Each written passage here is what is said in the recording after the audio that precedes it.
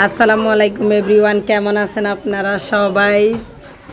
তো যেমন কি দেখতেছেন, যারা যারা আমাকে ফলো করেন, আমার বাড়িতে কাজ চলতেছে। আমি নতুন করে 2টা বাথরুম বানাচ্ছি, যেখানের জন্য এখন আজকে অন্য সব টাঙ্কির কাজ সব কিছু হয়ে গেছে। এখন কমেটটা নিয়ে যাওয়া হচ্ছে, এগুলা চেক করবে, যে মাপ দিয়ে দেখবে এটা আসলে ঠিকভাবে হয়েছে কি না।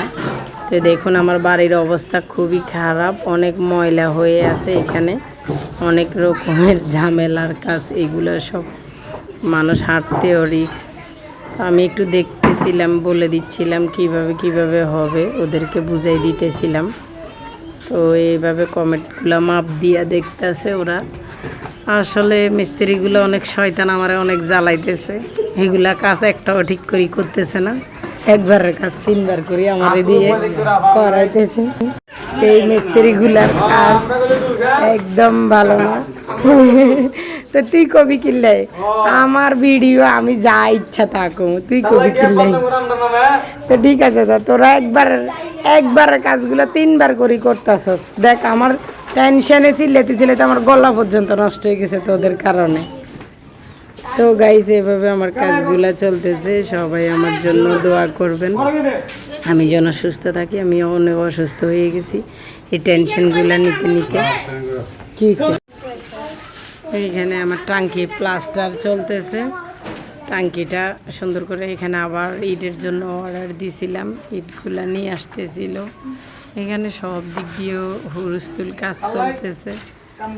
এই তো এটা হচ্ছে আরেকটা কমেট, ওই কমেটটাও আমাদের বসানোর জন্য মাপ নেওয়া হচ্ছে। তো আমি একটা সোনা বাবুকে কোলে নিয়ে এইসব দেখতেছিলাম। এরপরে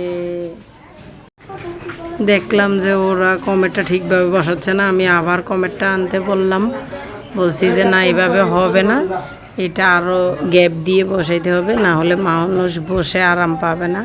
এখন এই পাইপগুলো আবার খুলতে হবে, খুলে আবার মাপ বরাবর বসাইতে হবে।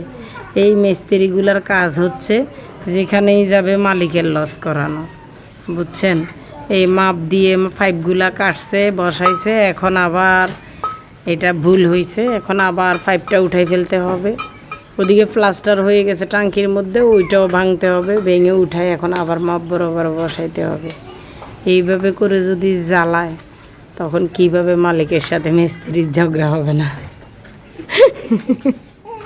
আপনারাই বলেন। আমি হাসতেছি ঠিক আছে, কিন্তু আমি দুঃখের হাসি দিতেছি, এটা সুখের হাসি না। সবাই আমার জন্য দোয়া করবেন। আসসালামু আলাইকুম, টাটা।